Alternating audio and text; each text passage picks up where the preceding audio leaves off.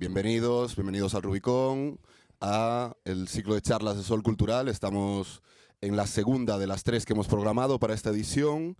Es un placer veros y ver el Rubicón tan lleno un sábado para un evento de este tipo. En esta ocasión nos acompaña Esteban Hernández, que es repetidor. Nos va a hablar de los cambios geopolíticos y sociales sobrevenidos a partir de la guerra de Ucrania, enmarcado, como ya dije en la anterior ocasión, dentro del tema que hemos planteado, tema marco que hemos planteado en Sol Cultural para este ciclo, que tiene que ver precisamente con esos corrientes de fondo, esos cambios estructurales y cómo nos van afectando desde nuestra vida cotidiana hasta el ámbito social y político. Sin más, os dejo con Esteban, que además viene con nuevo libro debajo del brazo. Tenemos a los compañeros de La Vorágine que se suman al evento poniendo aquí un pequeño stand donde tenéis libros de Esteban, libros de Arantxa, libros de Pablo Atalla, que estuvo en la primera charla. Así que si al acabar gustáis, os interesa, acercaos aquí, que el compañero Emmanuel, de buen grado, os venderá un libro. Sin más, os dejo con Esteban, le dais un fuertísimo aplauso y nada, adelante.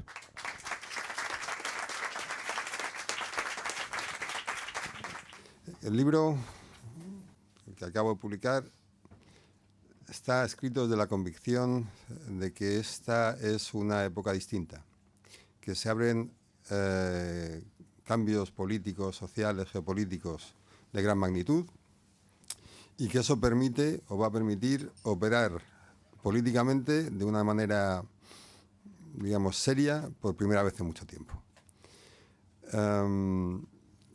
Occidente, Europa, vivió una época que podíamos definir desde el 45, final de la Segunda Guerra Mundial, hasta la llegada de Thatcher-Reagan, caída del muro de Berlín, con un sistema político determinado y un sistema social determinado. Vivió otra época, desde entonces, la caída del muro hasta más o menos el COVID, que fue la época llamada de la globalización, y ahora hemos entrado en un momento distinto.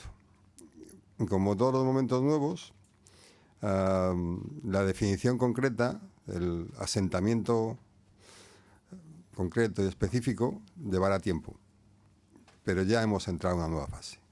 Estamos en un tiempo político diferente, con un orden internacional distinto, con obviamente tensiones sociales derivadas de las transformaciones que hemos vivido todas estas décadas, y con un intento de recomposición tanto del orden internacional como del sistema político y económico que veremos dónde nos lleva, pero que está en marcha, está lanzado.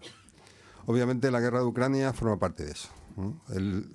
Más allá de cuál sea su final, cómo termine, quienes tengan mayores o menores ventajas en esa contienda, su mismo hecho, el hecho de que haya sucedido, ya indica que esos cambios están en marcha, ¿no? Esto no podría haber ocurrido sin que, por ejemplo, ¿no?, China prestase apoyo a Rusia. Si el orden hegemónico de Estados Unidos no estuviera siendo disputado, ¿no?, Rusia no habría dado este paso cuando sabía que iba a tener contestación. Y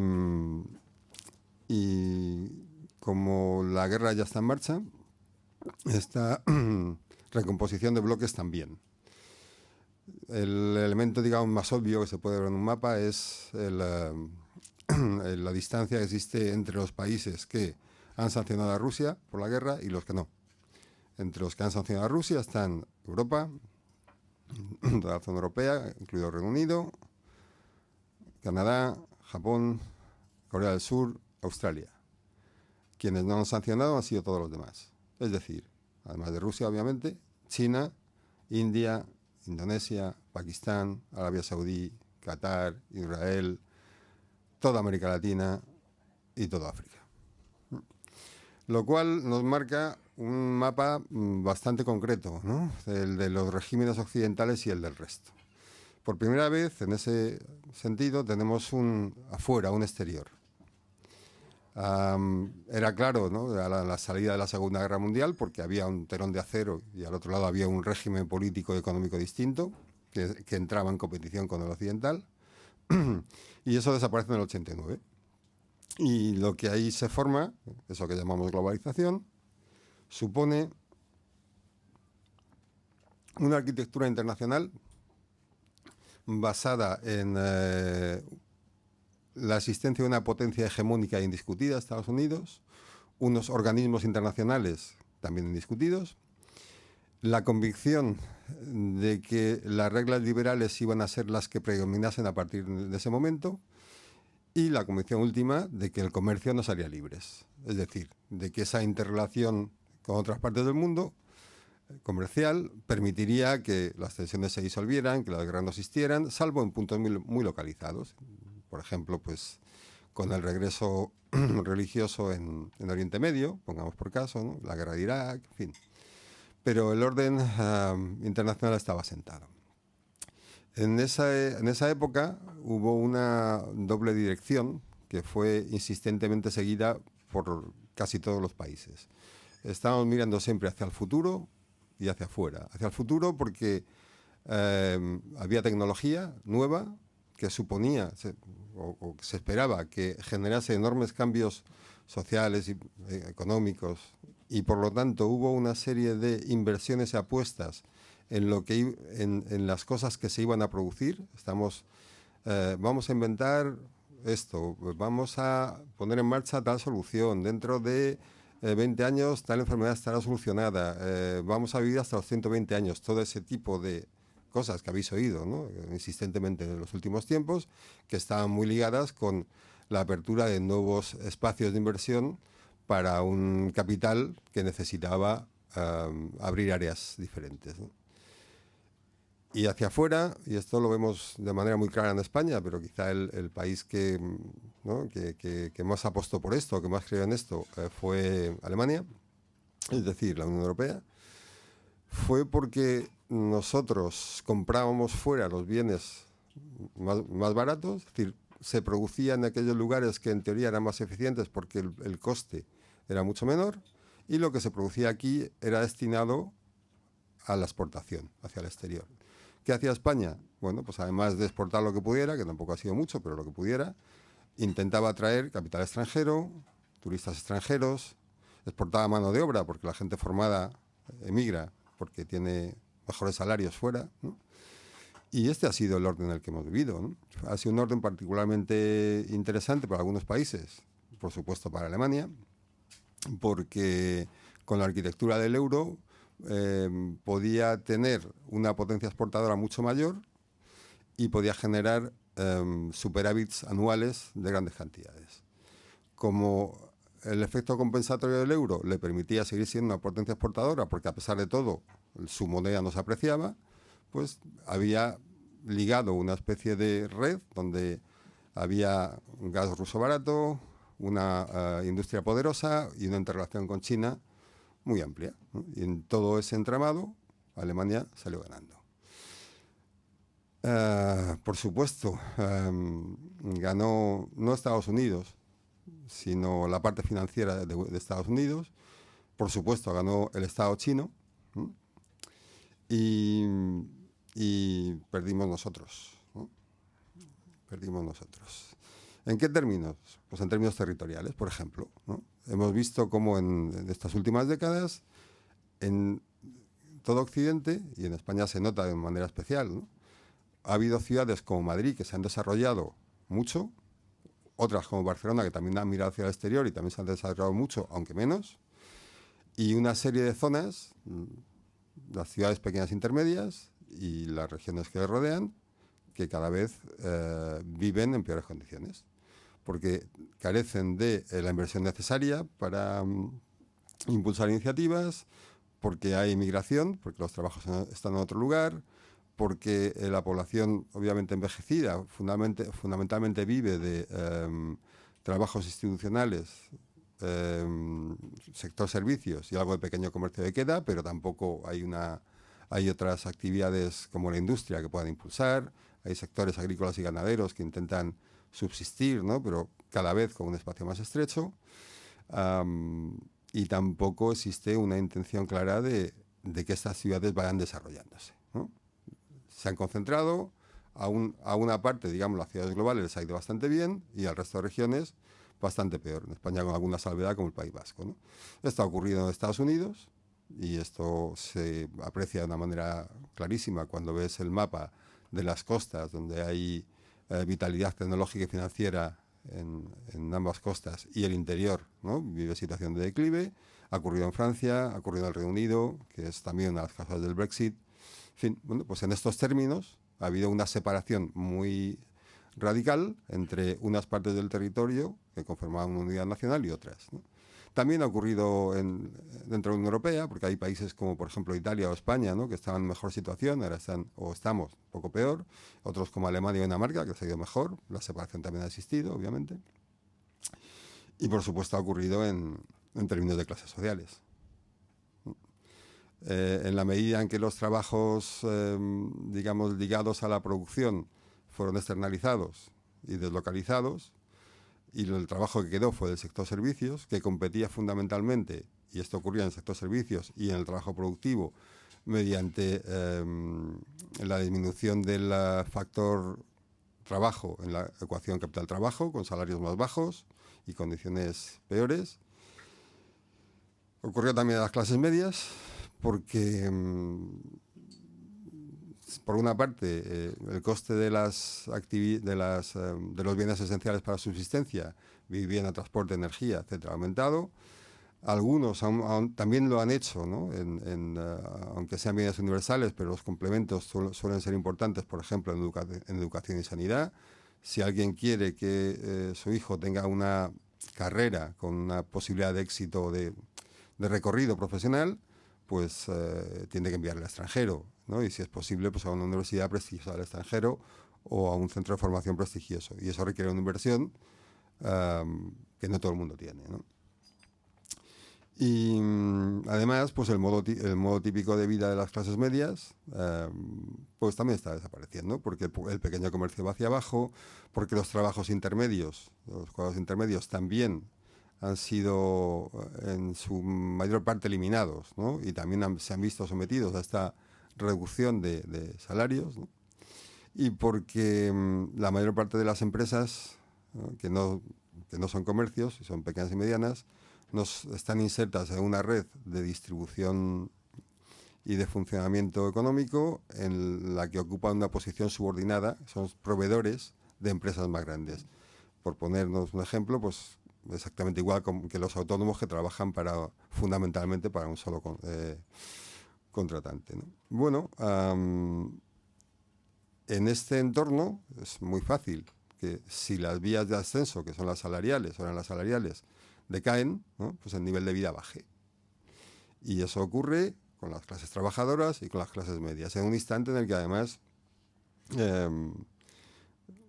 la percepción común, la manera que tenemos de vernos, de hablar de nosotros, es indiscutiblemente de clase media, ¿no? Es decir, la mayor parte de la sociedad se ve a sí misma como clase media, con independencia de que el nivel de recursos que posee les haga claramente pertenecedores a estratos, digamos, populares de la sociedad.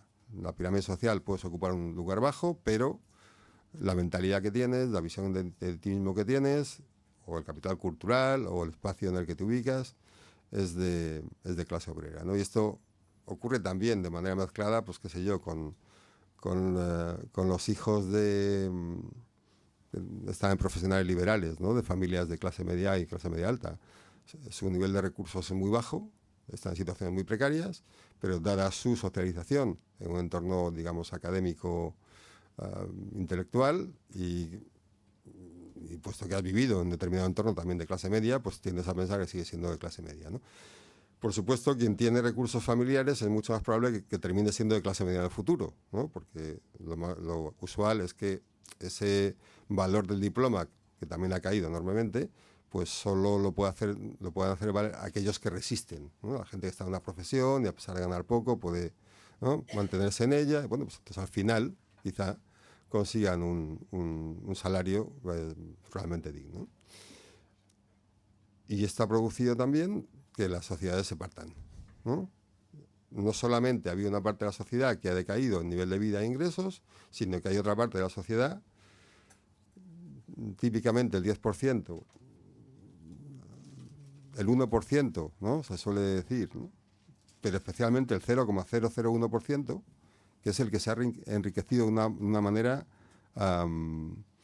desproporcionada, ¿no?, respecto de épocas anteriores. Entonces vemos sociedades muy rotas en cuanto a los recursos que poseen. Y esto además crea también nuevas tensiones dentro de las propias clases medias altas, porque el nivel de vida de la clase media alta, es decir, la cantidad de recursos que necesitas para tener una clase de vida media alta es mucho mayor que en el pasado. Pero además, puesto que el momento de ingreso en el mercado laboral con un salario elevado se dilata y el momento de salida, ¿no?, ya no es tan prolongado, el espacio que queda para poder tener un nivel salarial decente pues se acorta, ¿no?, incluso para la gente de clase media alta. Bueno. Y todo esto, por regresar al principio, tiene que ver con la globalización. O sea, tiene que ver con una arquitectura económica de un sistema capitalista que ha apostado por bifurcar la sociedad para conseguir más recursos. No hay otra explicación. No hay otra explicación. Bueno, en ese sentido, si vemos quienes han ganado, pues obviamente pensamos, insisto, en la esfera financiera, y la esfera tecnológica está muy ligada a la financiera, Wall Street, la City, ¿no?, que es hacia donde han ido a parar la mayor parte de los recursos y del dinero que se ha metido en el mercado, ¿no? Y el otro que ha ganado es el Estado chino. ¿Y por qué ha ganado el Estado chino?, ¿no? Pues, bueno, por dos motivos, ¿no? Uno, que por así decirle vino dado, que fue la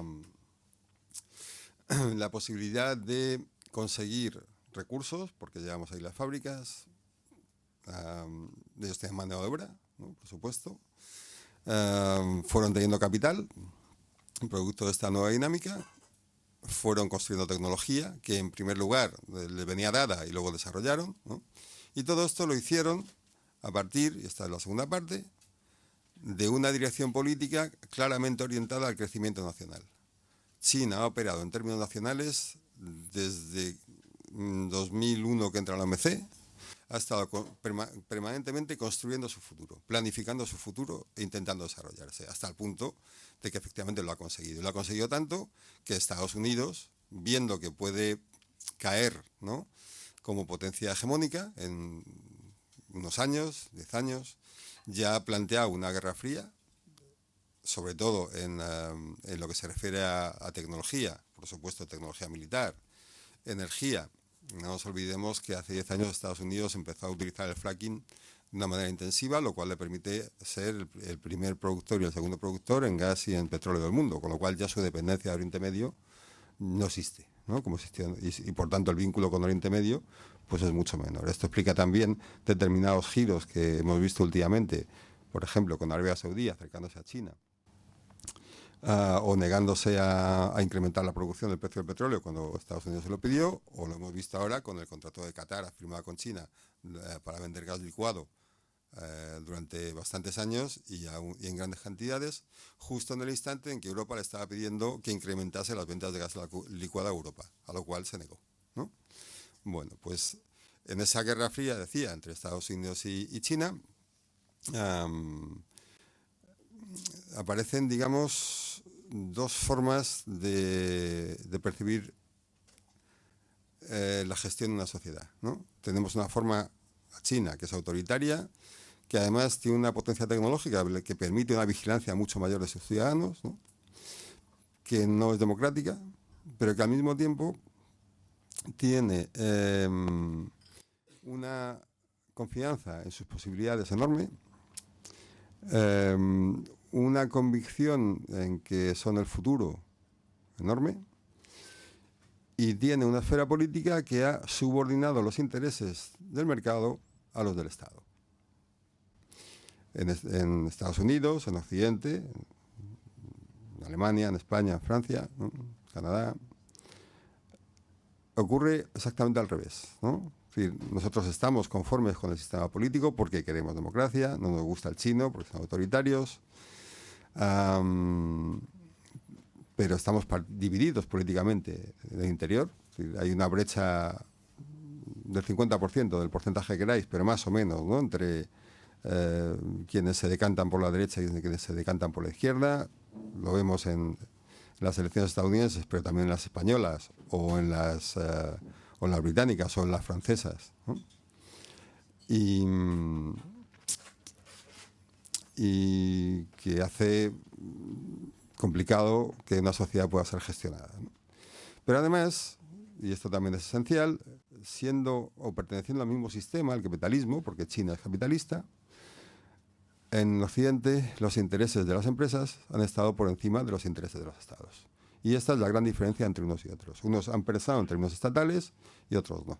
Unos han crecido y otros no. Y esto ha ocurrido, y a veces se nos olvida, ¿no?, también en la misma época de la globalización. Los países a los que les ha ido bien, con independencia de su régimen político, como Corea del Sur, ¿no?, o como China, son estados que han impulsado institucionalmente el crecimiento de su país, mediante el fomento de determinadas industrias, mediante ayudas para la exportación, mediante la concesión de ventajas institucionales a determinados sectores. Bueno, al mismo tiempo que en Europa, por ejemplo, hacíamos todo lo contrario. Claro, cuando llega el COVID y hacen falta mascarillas y material sanitario, nos damos cuenta de que no tenemos nada, porque ya no producimos nada, ya no estamos haciendo nada aquí, ¿no? Y eso lleva a un primer momento de tensión en la que los estados lo que hacen es pelearse para obtener el material sanitario que está en el mercado en un momento de escasez. Se lo quitaban de las pistas de aterrizaje de los aviones, ¿no? Cogen un avión y lo destinaban a otro lugar. Y eso podía habernos hecho pensar que en algún momento tendríamos que empezar a recapacitar sobre el tipo de sociedad que estábamos construyendo para evitar que esas debilidades pudieran existir, porque no solo son las pandemias, puede haber, o sea, tal y como está configurado el orden productivo internacional, cada vez se producen en menos lugares. Es decir, los países se han especializado y en esa especialización, ¿no?, pues a lo mejor hay dos, ¿no?, centros productores de un bien en concreto. Si uno de ellos tiene un problema, que puede ser un terremoto, que puede ser una inundación, que puede ser algún tipo de catástrofe, da igual, ¿no?, inmediatamente ya se produce escasez en el mundo, ¿no? Ocurrió hace mucho tiempo con los semiconductores, pero también ocurrió, por ejemplo, con las vacunas para la gripe. O sea, en 2007, creo, 2006, 2007, Estados Unidos vivió un momento de escasez de vacunas para la gripe porque una de las fábricas en las que se estaban produciendo, que era en Liverpool, cerró. Cierra una fábrica, hay desabastecimiento en Estados Unidos. Lo que hizo Bush hijo, en aquel momento, fue comprar la empresa que hacía las vacunas e instalar varios centros productivos en su país para evitar que eso volviera a ocurrir, ¿vale? ¿Por qué? Pues porque obviamente también Estados Unidos ha estado operando en términos nacionales como China durante todo este tiempo, ¿no?, aunque con una perspectiva distinta. Bueno, puesto que nosotros no producíamos nada, ¿no?, y estaba todo fuera, era factible, ¿no?, que empezáramos a pensar en que algún elemento de estos tendríamos que recuperar, ¿no? Y no se hizo, o sea, no hubo una intención expresa de dar un giro.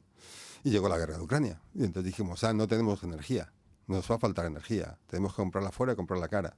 Pero es que no solo la energía, es decir, el momento de inflación viene causado por desabastecimientos en la cadena. Es que faltan tornillos, ¿no? No son cereales solo, no es solo gas, faltan tornillos. De repente faltan planchas, de repente ¿no? ¿Por qué? Pues porque tal y como está configurado el sistema, cuando hay un momento de escasez, los precios se elevan, como además el precio del transporte pues se produce lejos, se eleva, y como además hay mediadores en el mercado que aprovechan los momentos de escasez para elevar los precios se disparan, ¿no? Bueno, pues eso convierte a una zona como la europea en enormemente frágil, ¿no? Enormemente frágil. Bueno, en esa recomposición digo que la Guerra Fría lleva a cabo, nos encontramos con que Europa tiene dinero, tiene un mercado digamos, de alto nivel adquisitivo, tiene escasas capacidades productivas y tiene una cierta convicción en sí misma, como si esto fuera un paréntesis que mañana se fuera a cerrar, ¿no? De repente la guerra de Ucrania se termina, el gas y el petróleo vuelven a fluir, todo se arregla, Oriente y Occidente se vuelven a amar y el sistema liberal vuelve a funcionar. Y, bueno, pues no es así. Al otro lado, es decir, del lado de China, tenemos una serie de países que son China, Rusia, India, ¿no? Sudáfrica, Arabia Saudí, Argentina, Brasil, Pakistán, Indonesia, con grandes cantidades de población, con mucha mano de obra y una demografía potente, con recursos productivos, porque ya hemos, ¿no?, trasladado allí las fábricas. Bueno, pues ahora tienen cierto capital, ¿no? Y tienen tecnología, porque se han dado los chinos, y tienen energía, ¿no? ¿Y nosotros qué tenemos? ¿No? Pues esos países tienen una intención expresa de resituarse en el orden internacional, ¿no? Algunos, insisto, como potencia hegemónica, pues el caso de China, y otros jugando en esa pelea entre bloques a ser un país no alineado. Y ves a India haciendo maniobras militares con Estados Unidos, al mismo tiempo firmando acuerdo con China o comprando a los rusos el petróleo, refinándolo y vendiéndoselo a los europeos. ¿Por qué? Porque creen que ha llegado su momento. Porque piensan que ahora es el momento de desarrollarse como sur global, ¿no?, que es, digamos, una expresión que pueden utilizar con cierta frecuencia, pero sobre todo en términos nacionales, ¿no? De repente hemos sido potencias de segundo orden o de tercer orden y era nuestro momento de ser potencias que hagan valer su importancia en el terreno internacional.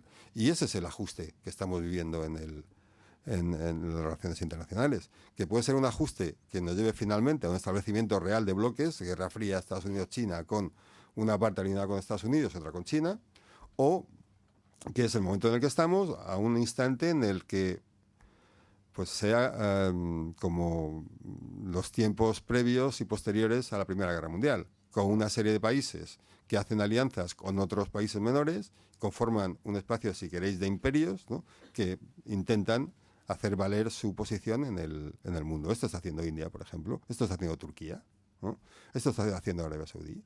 Y puede que mañana lo haga Alemania o puede que mañana lo haga Francia. Pero es que esto lo está haciendo también Gran Bretaña, ¿no? También lo está haciendo Gran Bretaña. Bueno, pues en esa reconfiguración es en la que estamos. Y en esa reconfiguración ya no hay reglas internacionales a partir de la definición que una potencia hegemónica realiza de ellas. No hay una interconexión global que nos permita tener la seguridad de que vamos a estar abastecidos de bienes al precio que sea cuando sean necesarios.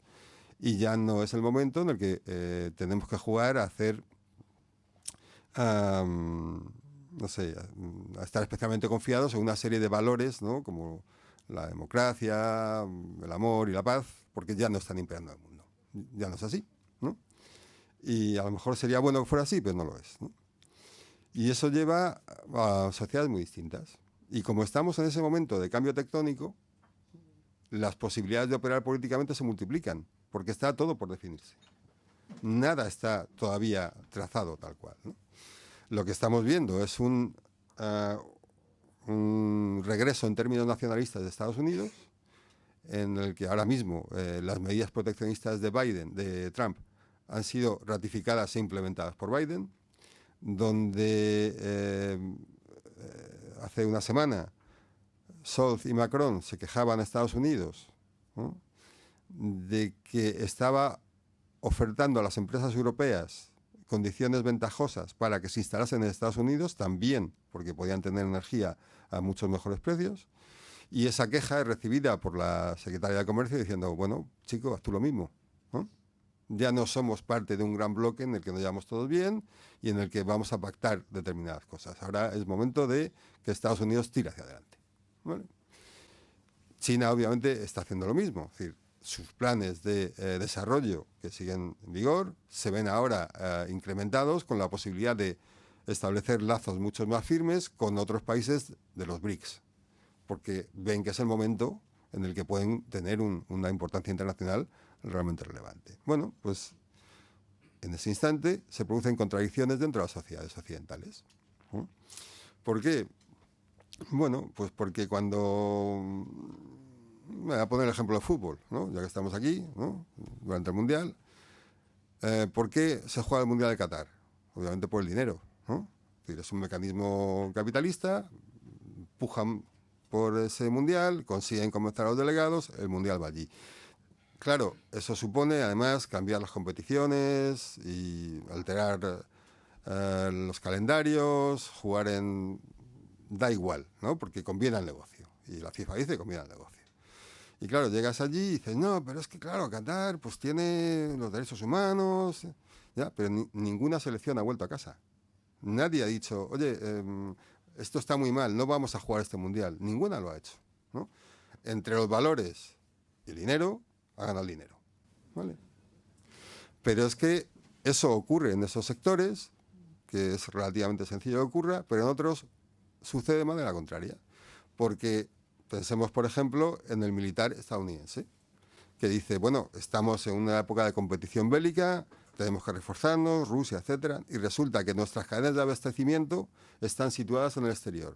Resulta que estamos gastando dinero de manera muy ineficiente para que las empresas contratistas tengan unos dividendos satisfactorios, pero las necesidades del ejército estadounidense no están cubiertas. Necesitamos relocalizar y necesitamos subordinar a las empresas contratistas a las necesidades del ejército, ¿no? Y ahí sí, pues, sí se puede hacer valer ese tipo de contradicción, ¿no? Por supuesto no está ocurriendo todavía, pero en alguna medida sí. Y estás, lo digo como ejemplo máximo de contradicción entre intereses poderosos nacionales y sistema capitalista, ¿no? En China esta contradicción no existe, en Occidente sí. Y eso supone también que existen dos visiones del mundo claramente diferenciadas dentro de los sistemas capitalistas dominantes, por ejemplo en Estados Unidos y por ejemplo en Europa, en las que hay una serie de actores ligados, por ejemplo, ¿no?, al petróleo, ligados a los combustibles fósiles, al capital privado, al private equity, que tienen una visión del mundo determinada. Y hay otros ligados a los fondos de gestión pasiva, a la inversión en renovables, ¿no?, a las empresas tecnológicas, que tienen otro tipo de visión del mundo. Y ambas son incompatibles. Es decir, la visión, por así decir, del petróleo nacionalista es poderosamente estratégica. La visión de los fondos de inversión de gestión pasiva y de las renovables necesita un entorno global. Están chocando. Y en ese momento estamos viendo ahora mismo. Bueno, en el libro también señalo de alguna forma como esto ha dado lugar a todo esto que llamamos guerras culturales, ¿no? Es decir, que no es más que el momento en el que un tipo de élite está siendo sustituida por otra y se revela. O sea, esto ocurrió en el siglo XIX, cuando la burguesía da un gran salto adelante, ¿no?, y la aristocracia, ¿no?, y la monarquía se resisten a ese ascenso. Y bueno, pues puede integrarse, como ocurrió en el Reino Unido, o pueden quedar supeditados los burgueses al orden aristocrático, como ocurrió en Francia o en el Imperio Austrohúngaro, ¿no? Pero había dos élites de muy distinta categoría, con una visión del mundo muy distinta, que estaban enfrentándose, ¿no? Pues ahora también. Fijaos, por ejemplo, en el caso español, ¿no? Es decir, la evolución que han seguido las élites españolas. De una época en la que las élites españolas están conformadas fundamentalmente por alta administración del Estado, alta judicatura, vínculos con las empresas productivas nacionales, clero y ejército, que eran las élites viejas, pues se ha pasado a otras que son élites porque han logrado insertarse en el capital global. Ahora fundamentalmente operan en el ámbito financiero, operan en empresas del IBEX, alta administración de empresas del IBEX, y algo en el ámbito tecnológico, ¿no? Claro, estas élites nuevas difieren en muchas cosas de las antiguas, pero especialmente una de ellas, y es que ya no son los dueños del territorio. O sea, cualquier gran directivo del IBEX es un encargado de gestionar negocios ajenos. Y os pongo un caso, ¿no?, con el Banco Santander. el Banco Santander de Botín Padre era de Botín Padre. El Banco Santander, dirigido por Botín Hija, no es de Botín Hija. Es de fondos de inversión, cuyo principal accionista es BlackRock, ¿no? De todos los accionistas que tienen, que es una empresa global, ¿no? Y que marca las pautas en cuanto a orientación de lo que el Santander tiene que hacer, ¿no? Podemos poner el ejemplo de Prisa, ¿no?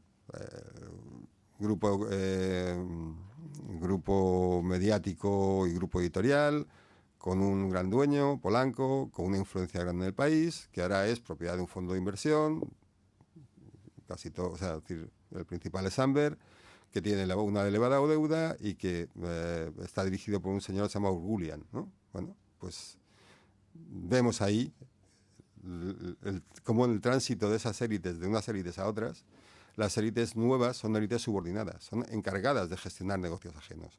Y muchos de ellos, ¿no? Lo que hacen es mediar entre el capital extranjero y el nacional. Por ejemplo, consiguiendo capital para comprar empresas españolas y venderlas, consiguiendo dinero aquí para invertirlo fuera, etc. Pero las nuevas élites se dedican a esto y son élites que que tienen una perspectiva mucho más global, bastante de ellas también con convicciones culturales distintas, ¿no?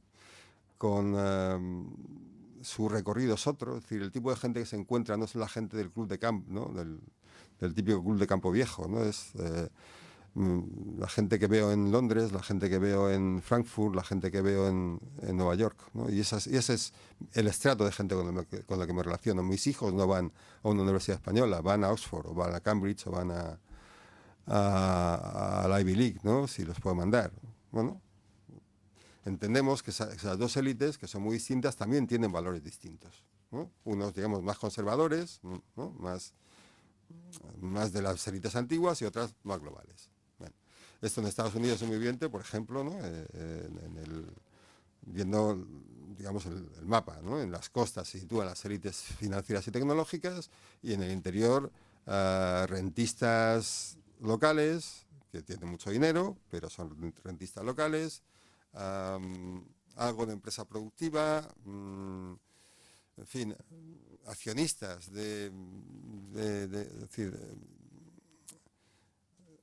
ya no son gente que tiene una empresa en Aguilar de Campoo con no sé cuántos trabajadores y que por tanto puede llamar al político y decirle, oye, que necesito no sé qué, eres un señor que tiene mucho dinero, pero ya no te coge nadie el teléfono, pues ya no tienes influencia en el territorio, ¿vale? Digo que esos elementos culturales se conforman en Estados Unidos, por ejemplo, de manera muy clara con demócratas y republicanos, Trump, ¿no? Y las élites ligadas a Biden, ¿no? Y aquí también ocurre algo muy similar, ¿no? Tenemos dos tipos de concepción de España y las dos tienen una ideología política muy marcada que tiene bastante que ver con esto, ¿no? Con ese tránsito de élites. En ese esquema hay dos factores muy significativos, ¿no? Uno, que es cómo, digamos que las clases medias en declive y las clases populares se han sumado a las guerras culturales como si la solución estuviera en las guerras culturales, en esa resolución de más derechos, menos derechos. Y la segunda, que es todavía más llamativa porque no se suele apuntar y es bastante obvia, es la ausencia de un proyecto político autónomo de las clases medias y las clases populares en los últimos 30 años. No ha habido izquierda. No ha habido izquierda porque no ha habido un proyecto autónomo, político autónomo, de las clases medias y las clases populares. Ya está, ¿no? Han sido un enfrentamiento entre élites en el que las partes del pueblo español se han sumado.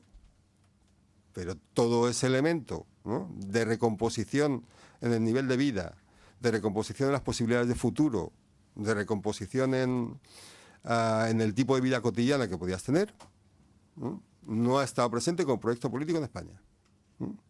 Bueno, pues es hora de que esté presente como proyecto político en España, ¿no? Y va a estarlo, porque no queda otro remedio.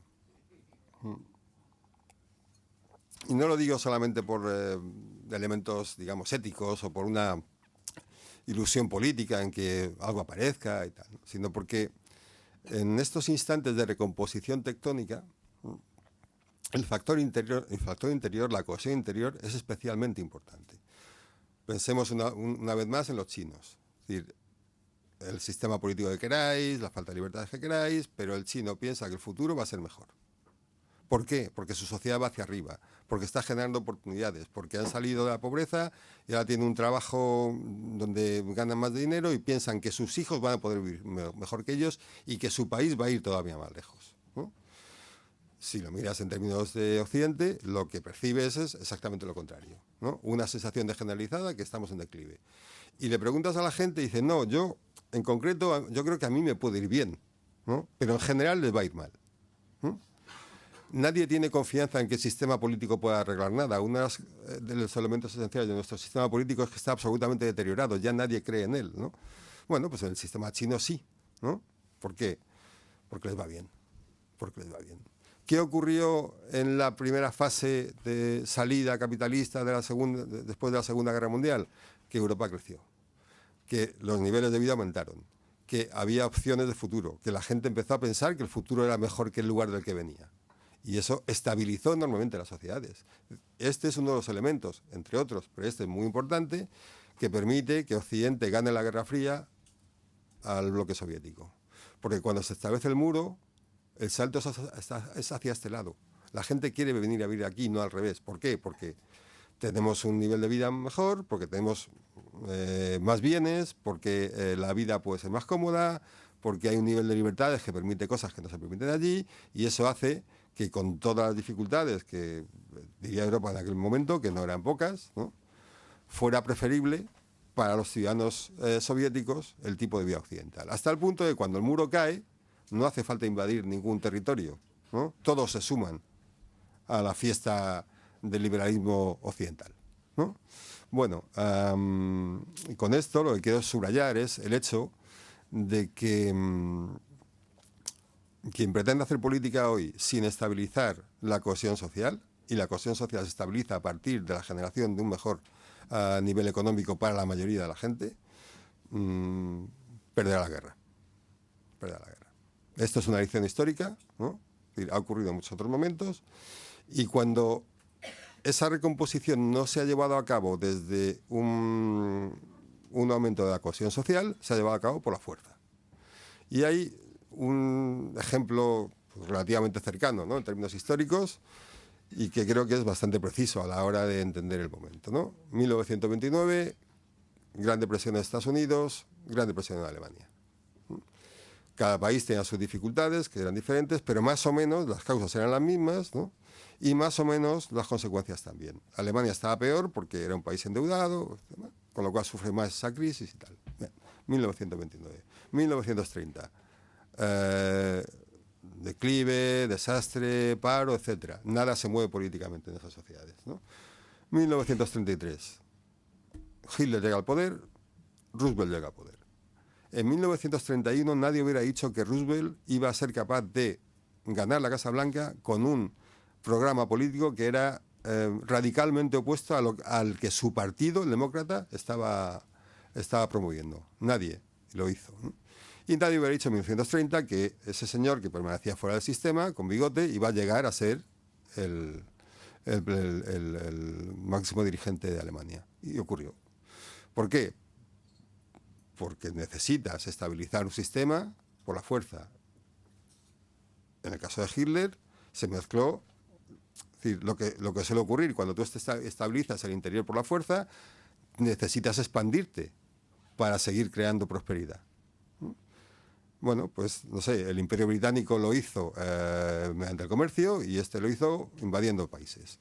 Pero los problemas internos los arreglabas, ¿no?, conquistando territorios. Ocurrió en el Imperio Romano, o sea, el largo siglo de la República Romana hasta su final es precisamente esto, ¿no? Y se parece mucho a nuestro momento, porque, hago un paréntesis, el largo siglo de la República Romana comienza con la derrota de Cartago. La derrota de Cartago permite que el Mediterráneo sea completamente dominado por los romanos.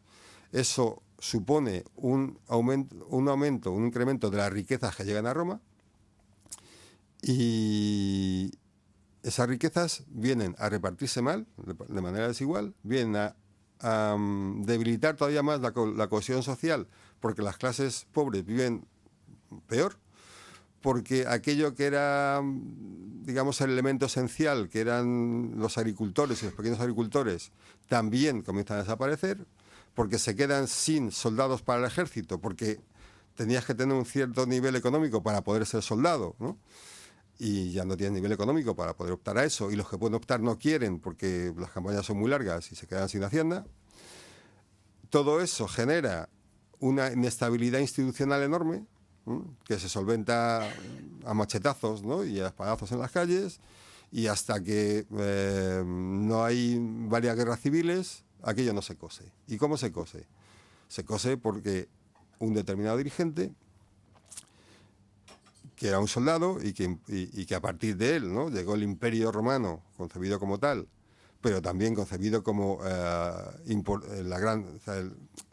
como el gran polo de influencia política del militar, ¿no?, consigue dar una solución cohesiva a la sociedad. ¿Qué necesitan los itálicos? Esto. ¿Qué necesitan los agricultores? Esto. ¿Qué necesitan los proletarios? Esto. ¿Qué necesitan esto? Para eso la aristocracia tiene que perder, pero va a perder. Y la aristocracia se resiste y le mata, ¿no? Luego llega Octavio Augusto, su hijo, y prosigue, o sea, su hijo putativo, y prosigue el camino de Julio Iglesias. Bueno, digo que es una lección histórica. ¿En qué sentido? En el sentido de que quien logró tejer la cohesión interna fue el vencedor. Esto le pasó a Julio César y esto le pasó a Roosevelt,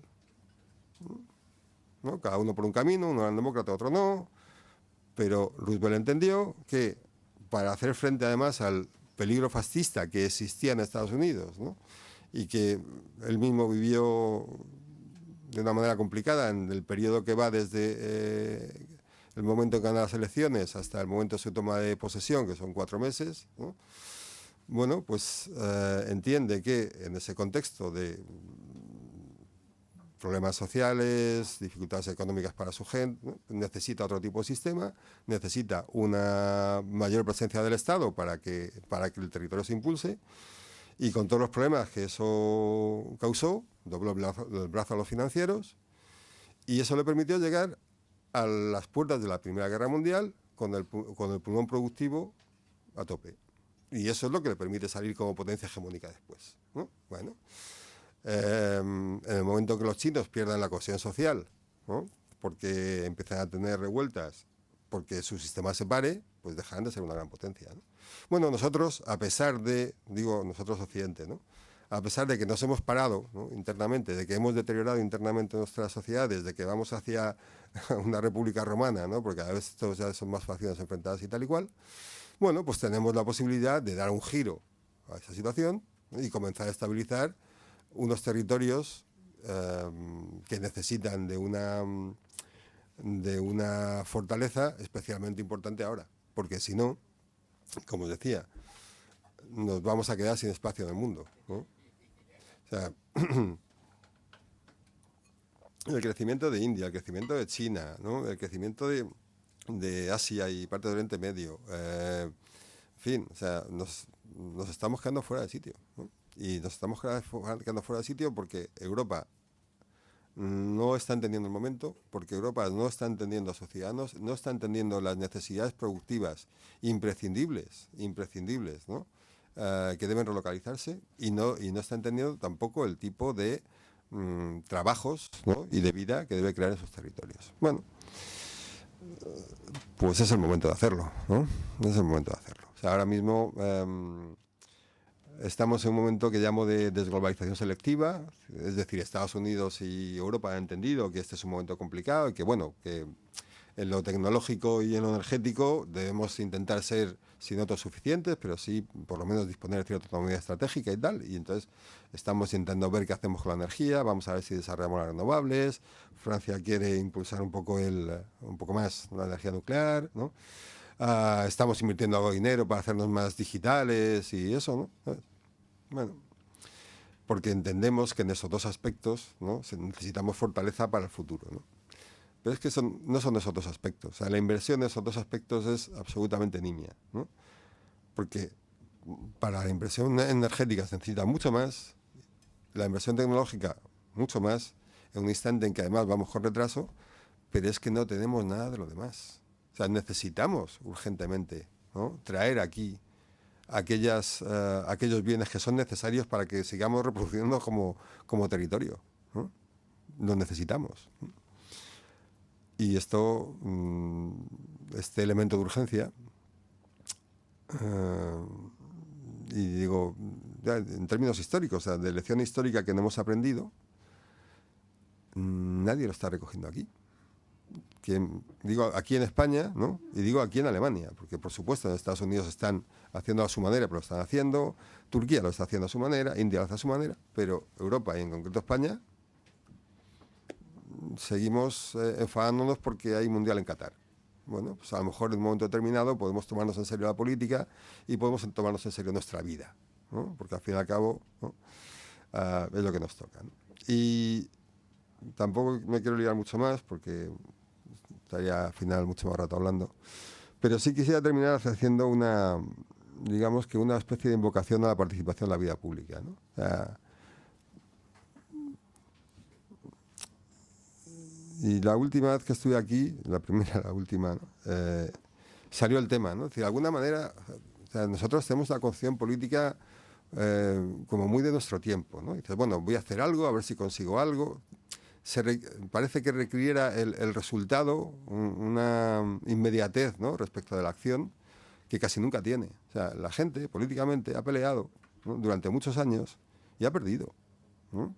Y lo ha seguido haciendo porque pensaba que la pelea en el presente generaría una sociedad mejor en el futuro, y a lo mejor ellos no lo veían y lo veían sus hijos o sus nietos, ¿no? Pero participaba en la vida política, ¿no? Mi generación y las posteriores son hijos de gente que se sacrificó para que nosotros pudiéramos tener una vida mejor, y tuvieron una vida dura para que nosotros pudiéramos vivir mejor, y nosotros estamos como aislados del resto, como, bueno, hago esto pero no va a valer nada, no me voy a juntar con los demás, pero al final los demás son, ¿no? No es una sociedad, eso no es una sociedad. Es decir, hay una serie de elementos éticos que están en juego que hemos olvidado, ¿no? De alguna manera, o hemos pensado que ya no sirven o que no tienen utilidad, o que, ¿no? Y es absolutamente falso, ¿no? Y si en algún instante se pueden poner de manifiesto y sobre la mesa y con efectividad, porque este es un tiempo en el que vamos a vivir grandes transformaciones políticas, es ahora, es ahora. Luego ha llegado el momento, ¿no? Ha llegado el momento.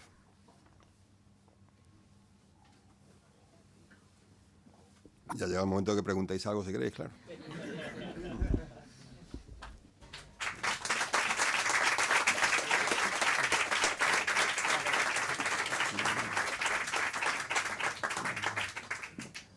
Bueno, pues muchísimas gracias, Esteban, por la charla, y como él bien ha dicho, es el momento de que os animéis a participar. Si lo veis necesario, si no, tampoco... Hombre, yo creo que sí. En primer lugar, creo que hace unos 20 años que Putin quiso acercarse a Occidente y Occidente le rechazó. Debió de ser algo de rusofobia, como creyendo que era continuación de la URSS, ¿no? El segundo punto, de que China ha renunciado al comunismo, ha dicho que no le gustaba la URSS y tal, y el sistema suyo dice que es economía socialista de mercado, ¿vale? El comunismo, aunque ellos siguen con la orden martillo y todas las cosas, y siguen el sistema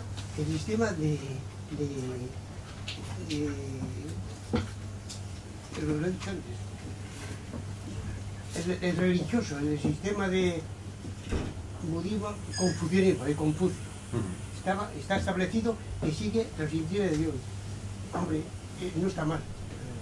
Y la tercera, dice usted que el Banco Santander, que se rige por un fondo de pensiones, por un fondo de inversiones, pero usted sabe, ya ha pasado, hace un año o año y medio, querían contratar a un consejero delegado. Este consejero delegado puso como condición que mandara a él y no la señora Botín, y de que le tenían que dar una indemnización que yo no entiendo, como indemnización por eso. Esas tres cuestiones, ¿qué le parecen?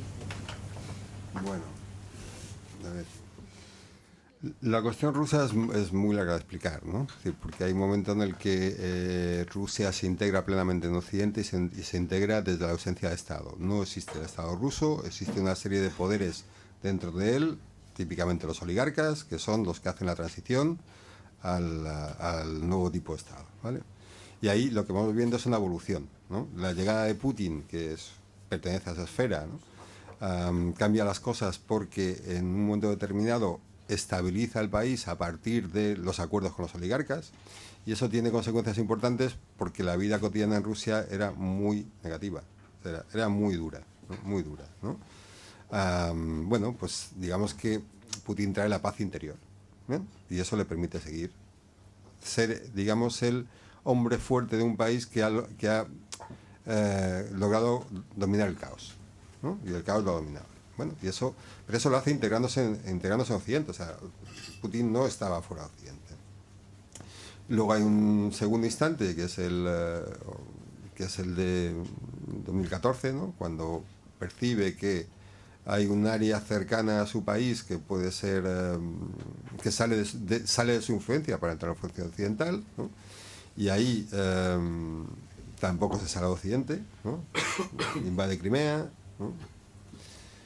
Y hay otro momento que es actual, ¿no? Que digo que más allá del hecho de que tenga, o sea, de que podamos discutir sobre las causas, ¿no? De si Putin ha hecho bien, mal, regular, podría hacerlo, no sé. En términos interiores, lo que ha supuesto es la supeditación completa de los oligarcas al poder político, ¿no? Es decir, ha habido una transición grande en el mismo sistema, ¿no? El capitalismo es un capitalismo muy duro, el de Rusia, pero desestructurado, desorganizado, luego con mayor integración, luego con una figura fuerte y luego con una figura fuerte que se impone a los oligarcas, ¿no? Que le acerca en cierta medida a la forma de gobernar China, ¿vale? Dicho lo cual, a mí me preocupa bastante poco lo que haga Putin o lo que haga China, y me preocupa mucho más lo que hagamos nosotros, ¿no? Es decir, no son tanto las características de su régimen, ¿no? Como las características del mío. En ese aspecto, y es normal que lo hagamos así, seguimos echando mano de las definiciones ideológicas, ¿no? Desde izquierda, derecha, comunismo, fascismo, etc. Son elementos útiles, ¿no? Pero creo que hay un momento previo, y es los análisis no son ni de izquierda ni de derecha. La comprensión del momento no es ni de izquierda ni de derecha, ni progresista ni conservadora. Es comprensión del momento, ¿no? Y a partir de ahí, ¿no? Una vez que más o menos has logrado hacer un mapa, ¿no? Que te indica por dónde van los tiempos y qué está ocurriendo, luego le das una salida de derechas o una salida de izquierdas. Pero es en el momento de la salida, no en el momento del análisis, ¿no? Y creo que muchas veces, a la hora de hacer los análisis, quedan contaminados por la visión ideológica de los analistas, ¿no? Y en este sentido ocurre igual en las relaciones internacionales, ¿no? Que quedan contaminados por la visión positiva o negativa que no tiene otro régimen. Pues los rusos son buenos, malos, los chinos buenos, malos, a partir de tus elementos ideológicos, ¿no? Bueno, eso los haces valer después. Primero, ¿no? Vamos a ver si entendemos lo que está ocurriendo, ¿no? Y en ese sentido creo que es también momento de empezar a pensar políticamente de otra manera y empezar por lo pragmático, ¿no? Y yo creo que ahora mismo, ¿no? Es decir, la cohesión social, la reindustrialización de Occidente, empezando por España, ¿no? Y la conversión de una economía financiera absolutamente virtual, ¿no? En una economía real, es decir, todo ese dinero, que es una cantidad enorme de capital que se está moviendo en apuestas absurdas, ¿no? Derivados, arbitrajes, ¿no? No digo el Bitcoin porque es una cantidad marginal, ¿no? Para el resto de cosas, ¿no? Y que está en una esfera absolutamente alejada de la vida real porque no incide aquí en última instancia, pues ese dinero hay que ponerlo a producir.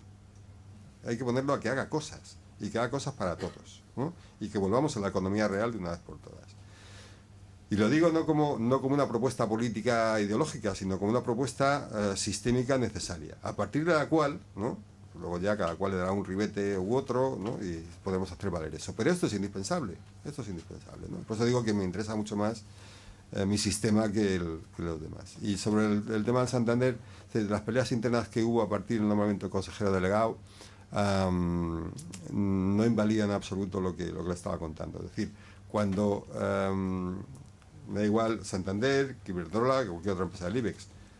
Cuando los accionistas quieren echar al consejero delegado, le echan. Y adiós. O sea, impactar los términos de salida, pero te vas. ¿No? Y esto es así. Porque no es tuya la empresa. De tu empresa no te echan. Nadie echa a Juan Roche de Mercadona. Nadie le echa. Y nadie echa al Inditex de su empresa, pues suya. ¿No? Bueno, pues al resto no. El resto no vuestras, pueden echar cuando quieran. Adelante. Si realmente Europa, Occidente, España no conseguimos gestionar bien esta situación en la que estamos de declive y acabamos bajando a no emergente o no hemos llegado a ser potencia, pero a no estar ahí y nos pasan por encima todos los que sí están emergiendo, ¿cuál puede ser el efecto real sobre nosotros como sociedad y como población? Bueno, muy malo, pero para entendernos un poco, ¿no? Pues un efecto similar al de América Latina. O sea, la América Latina es una zona que ha vivido un cierto momento de auge, ¿no? A través de, gracias a las materias primas, en la que de alguna manera, ¿no? Pues había generaciones que se convertían en clase media y por primera vez podían mandar a los hijos a la universidad, ¿no? Y tuvo ese momento de crecimiento que se detuvo antes del COVID, y con el COVID se fue al carajo, ¿no? Y lo que te encuentras son sociedades muy bifurcadas en lo económico, muy polarizadas en lo político, ¿no? Y vemos además cómo también gracias a los sistemas electorales, ¿no? Que permiten los de segunda vuelta, ¿no? Que concurren muchos optantes, y al final en la segunda vuelta compiten, digamos, los más extremos de un lado y del otro, en muchas ocasiones, ¿no? Bueno, pues eso, o sea, viviremos en un entorno mucho más complicado para ganarse la vida, con gente con mucho menos recursos, mucho más polarizada, con una vida cotidiana bastante más complicada, ¿no? Porque obviamente la violencia hace acto de aparición, y no solamente en términos políticos, o ni mucho menos en términos políticos, ¿no? Bueno, pues será una vida peor, claro. Pero dicho eso, también puede ser mucho mejor. Quiero decir que podemos ver una parte del cuadro, ¿no? Bueno, pues también hay otras posibilidades de futuro, pues no está escrito, ¿no? Yo, varias cuestiones, quiero decir, has hecho un relato histórico más o menos esquemático general de tal, pero donde veo algunas lagunas o fallos, por ejemplo, cuando dices Europa desde 1945 vive sus mejores años, está en una lucha entre dos bloques donde gana uno, pero es importante, opino, reseñar que las conquistas sociales o los avances a los trabajadores en Europa fueron por el miedo a la revolución, por el prestigio enorme que tiene la Unión Soviética, que ha derrotado a los nazis, con un ejército trabajo que si hubiera habido convulsiones mucho más revolucionarias en Europa, pues hubiera intervenido, y el miedo de las burguesías, es decir, voy a hacer un poco para no perderlo todo, es lo que se hace que haya lo que el historiador británico Eric Hobsbawm llama la edad de oro de las sociedades occidentales. Luego que también conviene reseñar que incluso cuando cae el bloque del Este en 1989-91 y los países de toda la antigua Europa Oriental pasan al capitalismo, sigue la inmigración masiva. En el conflicto entre las dos Alemanes se calcula que entre el 61 y el 89 los alemanes del Este pasaron a la occidental son 200.000 personas, y después del 89 son más de 2 millones los que llaman allí osis, los que pasan a Alemania occidental. En España la colonia de rumanos y tal es posterior a la caída de Ceausescu y del régimen oficialmente comunista, y no anterior, casi ucranianos, que es el país con mayores inmigraciones del mundo y tal fuera.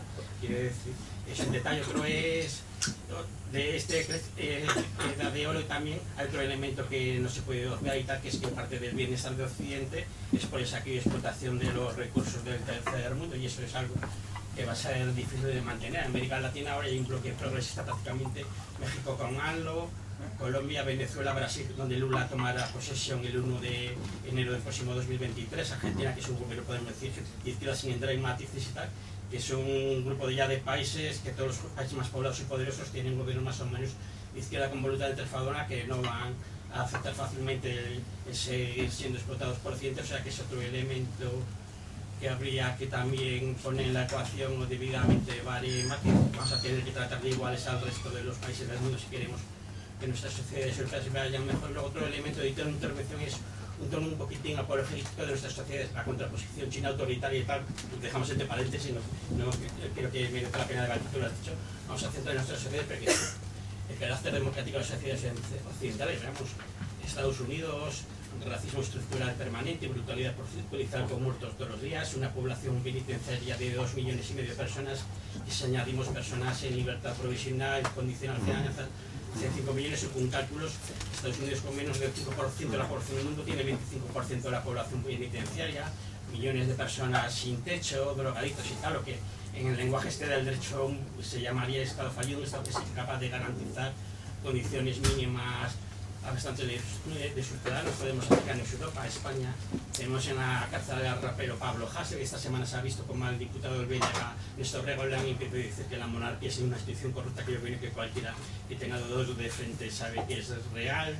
La ley Mordaza, el hecho de que lo señalen como los países del mundo donde más se persigue a periodistas y artistas por afirmaciones políticamente incorrectas. En Francia, la represión del movimiento de los chalecos amarillos, pues una veintena de muertos, centenares de heridos y muchos miles de procesados juzgados, o como momento de la guerra de Ucrania, la atenta contra la libertad de expresión, que es, por ejemplo, que no se nos impida a un ciudadano europeo ver Russia Today Sputnik para ver una versión distinta de los acontecimientos que se supone que en la excepción democrática la gente tiene derecho a contrastar distintos puntos de vista de conflictos que hay en el mundo.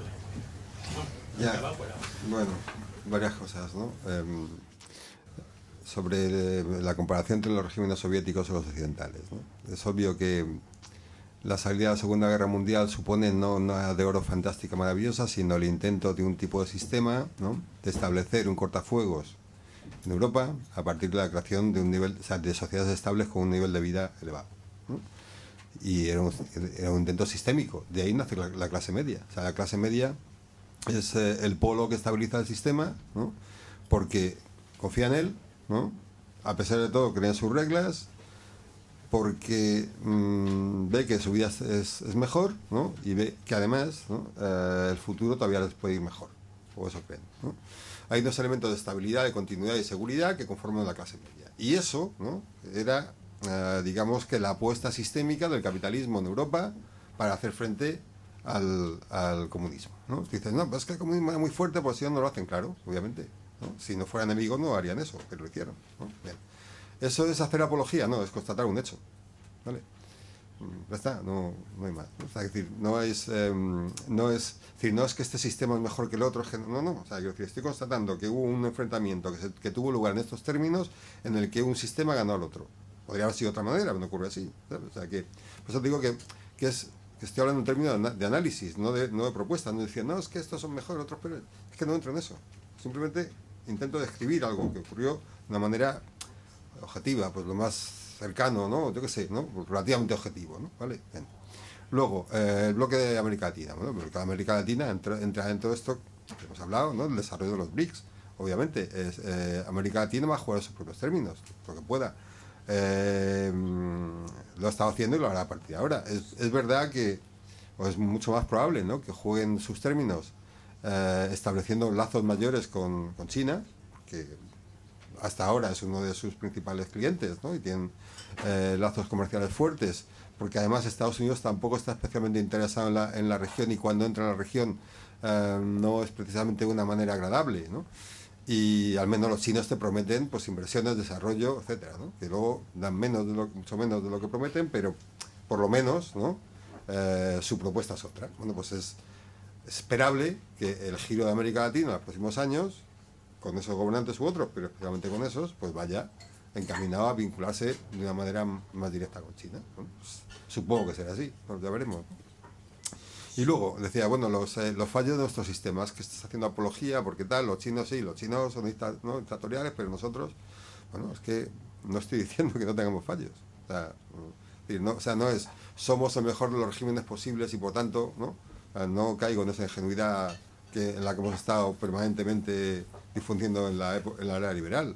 Yo lo que digo es que más allá de la ley Mordaza y no sé qué y tal y cual, bla, bla, ¿no?, para mí, el punto central en este momento concreto de la historia de Europa, de España, es intentar devolver un sentido a la economía, que la economía sea real, que esa economía favorezca a la gente, a la mayoría de la gente, que tengamos una vida mejor porque tengamos más recursos, ¿no?, y que si eso sucede, ¿no?, creo que el nivel de libertades va a ser mejor, creo, ¿no?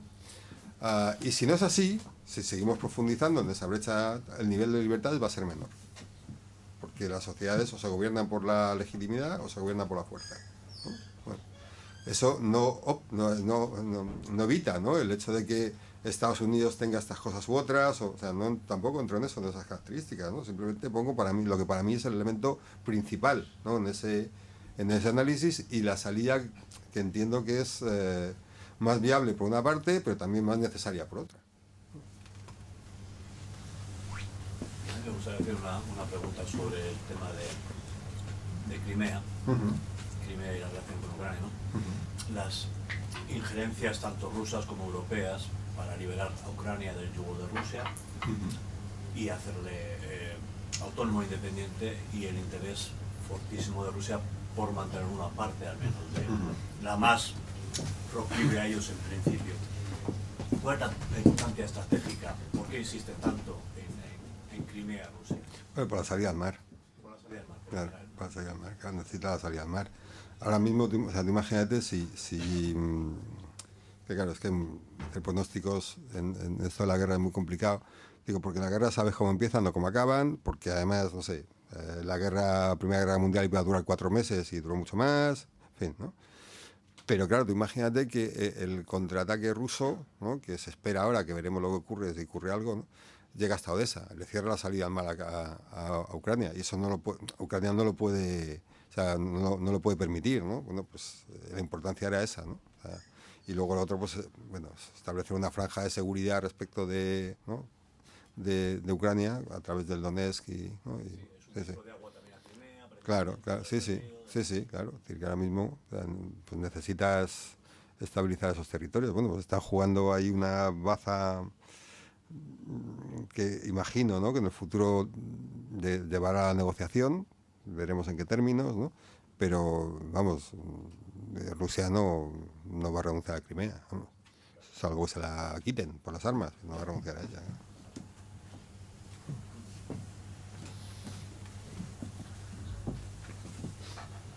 ¿Alguna otra cuestión? Señala que Europa tiene posibilidad de recuperar su, antes de la crisis, pues yo creo que Europa se ha montado históricamente sobre el imperialismo. Lleva 5 siglos explotando al conjunto del planeta. Entonces, claro, la guerra contra la URSS no fue tanto una guerra de ideas, una guerra imperialista. Y de hecho tú ves, Alemania hablaba de su espacio vital, porque Alemania se quedó sin espacio de imperio, y dice, joder, ¿dónde vamos a ir al otro lado del mundo cuando tenemos aquí Rusia y todas sus inmensas riquezas? Entonces era una guerra imperialista, lo que hizo Alemania contra Rusia. Y como decían los americanos, es que Rusia es demasiado rica para un país solo. Porque ellos, la concepción que tiene Estados Unidos e Inglaterra, el mundo anglosajón, es que el planeta es nuestro. Y esa es la historia el drama de Europa, es que nos hemos quedado sin imperio. Hemos quedado sin imperio y no tenemos músculo para recuperarlo. Porque el desarrollo que se está dando, como tú señalabas muy bien, todo el proceso de China, India, todo Asia, no vamos a recuperar ese imperio. Y África, que son 1.200 millones de habitantes, y según es que China promete más, has dicho que lo que da. Bueno, por de pronto hay líneas de ferrocarril que atraviesan todo África, China, la construye China. Sí. Y hacen cuenta que la gente pasa de un lado a otro. Claro. Y están haciendo una presa en Etiopía, un país que tiene 120 millones de habitantes, que es la segunda presa más importante de África. Quiero decir que se nos está yendo las manos cuando en los países africanos vemos manifestaciones con la bandera rusa. Algo interpretable es eso. O cuando en Haití la bandera rusa, la que ondea en las manifestaciones contra la ONU, algo quiere decir eso, ¿no? Quiere decir que nosotros, creo que el discurso de que vamos a recuperarnos, no podemos recuperarnos, yo creo que es inviable, tal como, porque España en el año 80 tenía el 15% del Producto Interior Bruto, ahora tenemos 130. Ya, pero mira, obvias un elemento ahí muy importante y es el siguiente. O sea, nosotros tenemos un mercado muy potente, el nuestro, el europeo. No hace falta ir fuera para nada, ¿no? Y ese mercado, en lugar de utilizarlo, ¿no?, para que a tus ciudadanos le vaya bien, lo has utilizado para que a Wall Street le vaya bien y a los chinos le vaya bien, ¿vale? Y el mercado es el mismo. Es decir, ya no estamos hablando de necesitamos conquistar otras partes del mundo para poder vivir. No, no. Estoy hablando de que tienes un espacio que es tuyo y ese espacio necesitas fortalecerlo. Ya está, ¿no? Entonces, como hemos estado en una economía permanente que miraba permanentemente hacia afuera, ¿no?, comprabas fuera, vendías fuera, ¿no? Digo, bueno, pues a lo mejor tienes que hacer dentro y vender dentro. Una de las posibilidades, o sea, uno de los elementos que más músculo da a China es que tiene 1.400 millones de habitantes, lo cual significa que si el mercado exterior se para, puedes desarrollar el mercado interior, porque tiene muchos consumidores potenciales, ¿no? Eso le ocurre a China, le ocurre a Europa.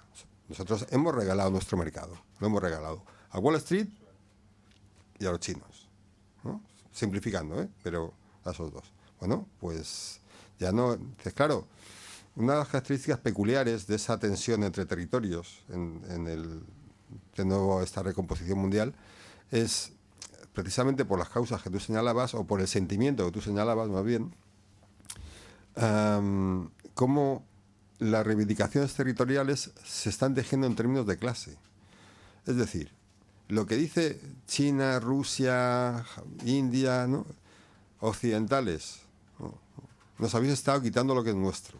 Pues ahora, ¿no?, nosotros vamos a poner encima de la mesa lo que es nuestro y a hacer valer nuestros derechos y a ponernos igual o por encima que estáis vosotros, ¿no? Es decir, es como si una clase inferior, ¿no?, se hubiera peleado con la clase superior en recursos y entonces dijera, no, ahora es mi momento.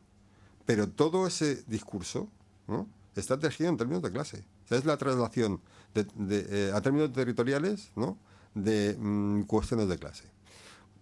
Por lo que decías, porque, bueno, pues nos habéis despreciado, nos habéis quitado, nos habéis dado, nosotros somos los que aportamos la riqueza, ¿no?, o la que hay vosotros. Bueno, pues eso es así. Y ese discurso va a estar ahí presente, ¿no? Digo que el orden internacional va a cambiar mucho en estos tiempos. Pero en ese cambio, ¿no?, efectivamente, es que nosotros no tenemos nada, entonces, comparativamente hablando, salvo capacidades que conservamos y, por supuesto, un mercado interior muy potente.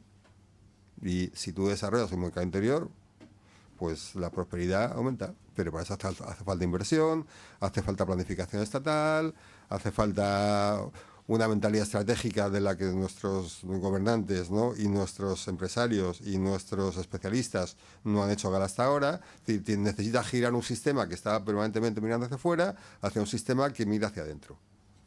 Y eso es complicado, ¿no? Porque seguimos pensando que a pesar de todo lo de afuera va a ser fantástico. Bueno, ya sabemos que no, ¿no? Y es más, nos están diciendo ellos que no, que a partir de ahora cuidadito, ¿no? Bueno, pues... Pero no solamente lo está diciendo los países estos, sino es que la misma Europa están acacautados entre nosotros. Bueno, pero eso mira, eso es natural, o sea, en el... decía que no se puede...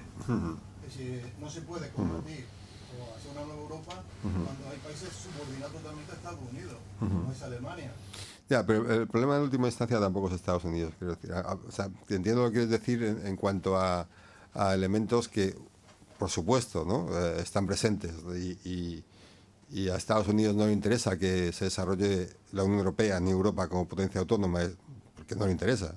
Realmente lo prefiere como potencia subordinada, ¿no?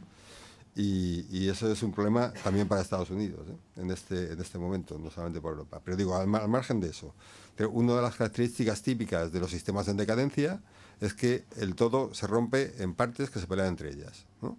Bueno, sí, es que esto ha sido España en los últimos años, y esto es Europa, son partes pegándose entre ellas, en lugar de pensar...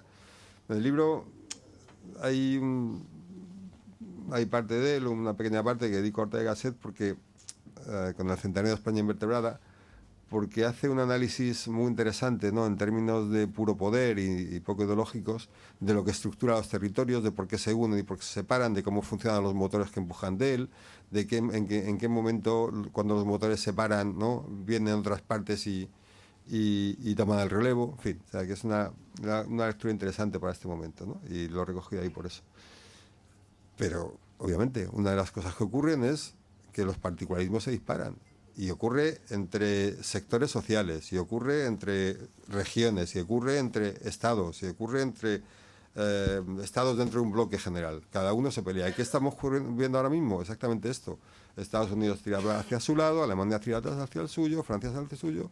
Bueno, también puedes entender, y esta sería otra posibilidad, hasta qué punto la reunión de intereses, ¿no?, en un proyecto común y correctamente dirigido beneficiaría a todos.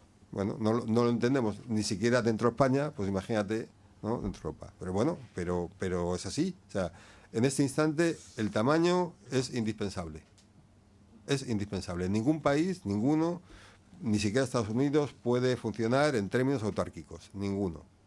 Necesitas interrelación con otros países y necesitas que esa interrelación opere de una manera en la que los socios estén satisfechos o relativamente satisfechos. Bueno, y eso se consigue a través de proyectos comunes que benefician a las partes.